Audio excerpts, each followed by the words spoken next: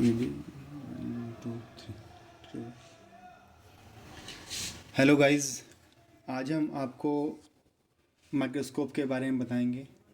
Microscope जो है हमारा वो एक बहुत ही इम्पॉर्टेंट टूल है लेबोरेटरी के लिए। लेबोरेटरी साइंस के जितने स्टूडेंट्स होते हैं उनके लिए ज़रूरी है कि वो माइक्रोस्कोपी सीखें, बहुत ज़रूरी है।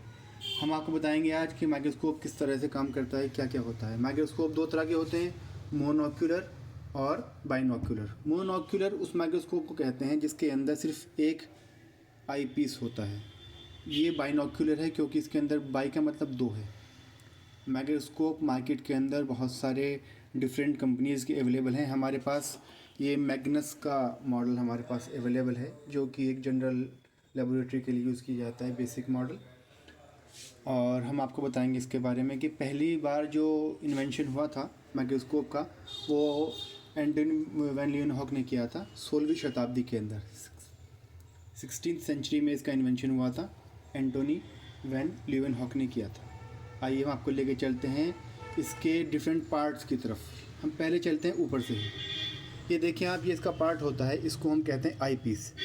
इसके ऊपर डिफरेंट टाइप्स की मैग्नीफिकेशन पावर लिखी हुई होती है, जैसे हमारी 10x पावर है, इसे हम कहते हैं आई पीस। इसके अलावा इसके नीचे हमारे लेंसेज होते हैं जिनको हम ऑब्जेक्टिव्स कहते हैं। ऑब्जेक्टिव लेंसेज ये अलग अलग मैग्नीफिकेशन के होते हैं, 100 होता है, 45 होता है, 10 होता है। ये डिफरेंट टाइप्स के होते हैं, जैसे आपकी रिक्वायरमेंट हो उसके अकॉर्डिंग आप इसके अंदर सेट कर सकते हैं। इसको हम कहते हैं स्टेज, जहाँ पर आप स्लाइड को रखते हैं और स्लाइड को देखते हैं। स्टेज जो होती है हमारी, यहाँ पर स्लाइड को रखेंगे हम, उसको देखेंगे हम।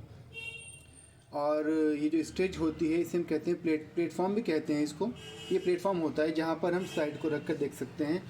और यहाँ पर इसको फिट करने के लिए एक हमारे पास ये टूल होता है, और इसको एडजस्ट करने के लिए इधर आगे पीछे करने के लिए, लाइक ये देखिए ऐसे आगे पीछे करने के लिए ये चीज़ होती है। इसके अलावा यहाँ पर डायफ्राम होता है। Diaphragm is placed between the lamp, ये लैंप होता है। The diaphragm is placed between the lamp and condenser. Condenser क्या होता है? कंडेंसर का काम ये होता है कि वो lens, the condenser is a light concentrating lens that focuses the light coming from the lamp into the sample. यानी कि यहाँ से जो लाइट आती है नीचे से, लाइट सोर्स से ऊपर जाएगी तो वो यहाँ पर फुल टाइम पर आ जाएगी, फुल फॉर्म के अंदर आएगी, ठीक है। और ये जो हमारा लैंप होता है, ये एक लाइट सोर्स होता है।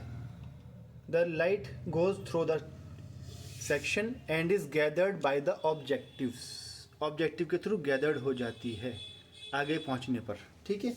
हमारे पास इसके अंदर ये होता है जिसको हम कहते हैं कोर्स एंड फाइन एडजस्टमेंट। अगर हमारी स्लाइड रेंडर हो रही है प्रॉपरली, साफ़ नहीं आ रही है, तो हम इसको घुमाते हैं। इसके साइड से ही बिल्कुल इससे लगा हुआ, इससे बिल्कुल अटैच्ड एक और पार्ट होता है जिसके ज़रिए हम इसको ऊपर नीचे कर सकते हैं। ये देखें आप, हमें स्टेज को ऊपर नीचे करना है, प्लेटफॉर्म को, ये इससे कर सकते हैं। साथ में ही इसका ये कोर्स एंड फाइन करने के लिए होता है। इसमें एक लाइट सोर्स होता है जिसके ज़रिए, लाइक देखें आप,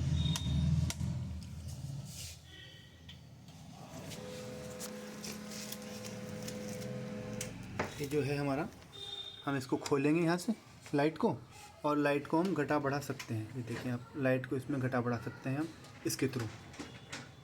ये जो हमारा होता है, ये इसके थ्रू हम लाइट को घटा बढ़ा सकते हैं। ये देखिए लाइट घट रही है और लाइट बढ़ रही है, ऐसे करके ये हमारा एडजस्टमेंट होता है, ठीक है। इसको लाइट को बंद कर देते हैं। इसके ऊपर हमारा एक ये पार्ट होता है। इससे हमें क्या करना होता है? इससे हम अपने ऑब्जेक्टिव लेंस की डायरेक्शन को चेंज कर सकते हैं। अगर हमें ऐसे बैठना है, हम इसको ऐसे कर सकते हैं ताकि हम ऐसे बैठ जाएं, और हम इसको चेंज करके अपनी तरफ भी ला सकते हैं, और यहाँ पर लाकर इसको हम फिक्स कर सकते हैं। माइक्रोस्कोप काम कैसे करता है? अब आप ये देखें कि माइक्रोस्कोप जो काम करता है, हमारे जो ऑब्जेक्टिव्स होते हैं, सपोज़ हमने एक कोई हमारे पास जो बैक्टीरिया है, वायरस है, या कोई भी हमारा सेल है, वो 1 माइक्रोमीटर का है।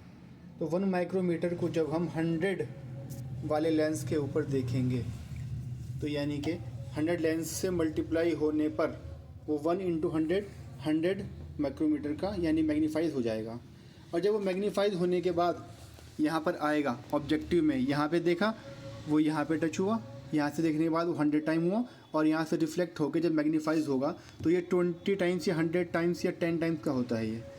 तो 100 इंटू 10 1001 टाइम मैग्नीफाइज हो जाएगा, यानी कि 1 माइक्रोमीटर जो है 1000 मैग्नीफाइज होकर आपके सामने शो होगा। ठीक है गाइज, तो ये था माइक्रोस्कोप जो कि 16वीं शताब्दी में इन्वेंट हुआ था। इसके अलावा बहुत सारे माइक्रोस्कोप मार्केट के अंदर अवेलेबल होते हैं। इलेक्ट्रॉन माइक्रोस्कोप होता है, फेज कंट्रास्ट होता है और डिफरेंट टाइप्स के माइक्रोस्कोप होते हैं। हिस्टोपैथोलॉजी के लिए इस्तेमाल किया जाता है। तो जो आपकी रिक्वायरमेंट है उसके अकॉर्डिंग ही आप इसको इस्तेमाल कर सकते हैं। Magnus MLX+। Thank you so much guys.